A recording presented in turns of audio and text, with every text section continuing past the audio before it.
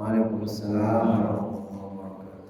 Tentang sholat berjamaah di musola atau di masjid ya, jangan di perkampungan itu pada sholat pada waktu fardu terutama zuhur dan asar itu sering sampai tertinggal karena orangnya mungkin sibuk berladang tapi kalau sholat bisa maghrib subuh itu ada. Itu kadang-kadang tidak sholat berjamaah di waktu zuhur dan asar karena jemaahnya tidak ada. Maka itu masuk ke fardu kifayah. Terima kasih. Terima kasih. Ada lagi terkait sholat berjamaah atau di luar? Mungkin titipan Ustaz ini tadi Ustaz menyampaikan tentang imam sholat berjamaah itu dipimpin oleh pusat ya, orangnya setengah matang lah, Ustaz bilang kayak gitu ya. Nah, ini bagaimana kalau dia meninggal dunia, penyelenggaraan jenazahnya atau mengurusinya seperti apa Ustaz? Ya. Baik, terima kasih. Apabila di suatu daerah atau suatu komunitas masyarakat kelompok tidak terdiri atau tidak ditegakkan sholat berjamaah, bagaimana? Ya, tinggal kita ngikutin madhab yang mana. Kalau kita mengikuti madhab yang satu tadi yang dipilih oleh Ahmad bin Hanbal, Ibnu Hazm dan Ibnu Taimiyah, ada beberapa sahabat yang mengatakan wajib ain, maka berarti memang kelompok itu dianggap dosa. Maksudnya masyarakat itu dianggap dosa. Tapi kalau kita mau mengikuti bahwa itu hukumnya hanya kan, kalau yang pertama tadi yang doain berarti kalau betul-betul nggak berjamaah berarti orang-orang itu dosa semua, ya kan? Tapi kalau kita mau mengikuti madhab yang kedua tadi, madhab yang dipilih oleh Imam Syafi'i, Imam Malik, Imam Hanafi atau fardu kifayah tadi, ya betul. Berarti waktu zuhur dan waktu asar masyarakat situ berdosa, tanggung jawab, kan? Berdosa dalam artian dia punya tanggung jawab nggak dilakukan, punya kewajiban. Tapi kalau milih yang namanya sunnah muakkadah, sunnah muakkadah itu sunnah yang dikuatkan. Ada sunnah ghairu muakkadah, ada sunnah biasa, ada yang sunnah muakkadah. Kalau kita anggap sebagai sunnah muakkadah, ya tadi sunnah itu kan apa? Ma yusabu fa'iluhu wa la yu'aqabu tarikuhu. Amalan yang bila dilakukan itu mendapatkan pahala, tapi kalau ditinggalkan tidak berdosa.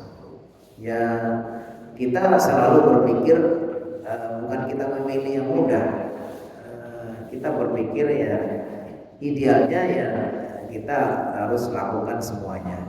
Tetapi kalau kita belum bisa melakukan semua, ya minimal kan maghrib, isya sama subuh sudah ada ya. Karena di kampung tuh kadang-kadang juga gitu kan, zuhur juga nggak konsisten dengan waktu zuhur, kan masih di ladang, udah setengah satu baru ada kan, ini kan gitu. Asar juga gitu, waktu asar udah tadi baru lewat baru adzan sendiri, nah habis itu qomat sendiri juga kan gitu kalau di kampung. Ya insya Allah apa tadi kita akan fattaqullaha mastata'tum, ya bertakwa, berusaha untuk menjaga sebaik-baiknya semaksimal kita bisa. Kalau umpamanya ada hal-hal yang kurang, kita kembalikan ya. Ya mohon maaf kepada Rabbana la tu'akhirna in nasina aw akhtana. Ya Allah, jangan siksa kami ya, jangan anggap dosa kami kalau kami tidak tahu atau tidak lupa atau kami salah tadi. Jadi kita selalu dalam beragama tadi bahwa pada konsepnya itu nggak boleh kita memudah-mudahkan agama, tapi kita ketika sudah ada perintah lakukan semaksimal yang kita bisa. Kalau kata Rasulullah, "Idza amartukum bi syai'in fa'tu minhu mastata'tum wa idza nahaytukum fantahu." Kalau saya perintahkan kalian sesuatu, maka lakukanlah semaksimal yang kalian bisa. Tapi kalau sudah dilarang sudah berhenti. Artinya kalau perintah ini ya memang kewajibannya itu semaksimal yang kita bisa. Kalau tadi Idealnya kalau bisa masing-masing semua harus berjamaah karena ini fardu ain. Tapi kalau nggak bisa minimal tadi adalah yang mewakili satu kampung. Tapi kalau nggak ada juga di kampung betul orang semua ini semua ya sudah kita anggap itu bagian dari ya benar-benar ini dimaafkan sama Allah, anggap saja itu sebagai sunnah muakkadah, sunnah yang harusnya tidak boleh ditinggalkan tapi karena kondisi tertentu juga maka insya Allah nggak sampai dosa. Apakah bagaimana penyelenggaraan jenazah untuk orang yang ya intinya kita selagi dia itu orang yang kita yakini dia muslim, walaupun dia mungkin jarang ke masjid apa dan seterusnya, dan dia kita yakini muslim, tidak pernah menyatakan dia keluar dari Islam, tidak menentang Islam, maka ya kita anggap dia sebagai muslim.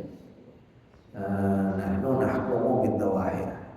Kita menghukumi seseorang itu secara lahiriahnya dia keluarga muslim, KTP-nya muslim, apalagi juga pernah juga ke masjid dengan segala orang, maka kita anggap sebagai seorang muslim. Kecuali kalau dia jelas-jelas menyatakan diri sebagai orang yang keluar dari agama Islam, itu kalau ada seperti itu baru dianggap sebagai orang murtad. Itu yang ini yang kelaminnya dari Islam. Yang kita harus buktikan secara fikih dan secara medis. Menurut para ahli agama ini, orang ini itu apa status kelaminnya, atau apakah dia betul-betul seorang laki-laki tapi kemudian mengalami gangguan mental, yang dia tumbuh di tengah ini kan kemudian menjadi kelainan itu, atau dia orang perempuan. Ya, kalau dia betul-betul orang yang tadi yang disebut dengan khunsa itu, jadi ada rojul, khunsa, untha. Rojul itu orang laki-laki yang sempurna, khunsa pakai kho dan nun dan ta itu yang bukan laki-laki, bukan perempuan. Ada untha, hamzah untha itu perempuan. Ini kedua tadi yang paling tinggi adalah laki-laki, ini boleh jadi imam untuk khunsa dan unsa. Yang kedua adalah khunsa, ini hanya boleh untuk jadi imam untuk perempuan. Kalau untha itu hanya boleh jadi imam untuk sesama perempuan. Gitu. Bagaimana kalau ada seperti itu? Ya mungkin kalau yang di masyarakat sekarang umumnya sebenarnya mereka punya status. Yang paling gampang dikembalikan kepada jenis kelaminnya. Kalau dia walaupun secara mental itu karakternya itu ke perempuan, tapi kalau dia laki-laki maka kita hukumnya tetap dia sebagai laki-laki. Berarti gimana? Ya kalau dia laki-laki bisa jadi imam untuk perempuan atau sesama laki-laki. Ya kan?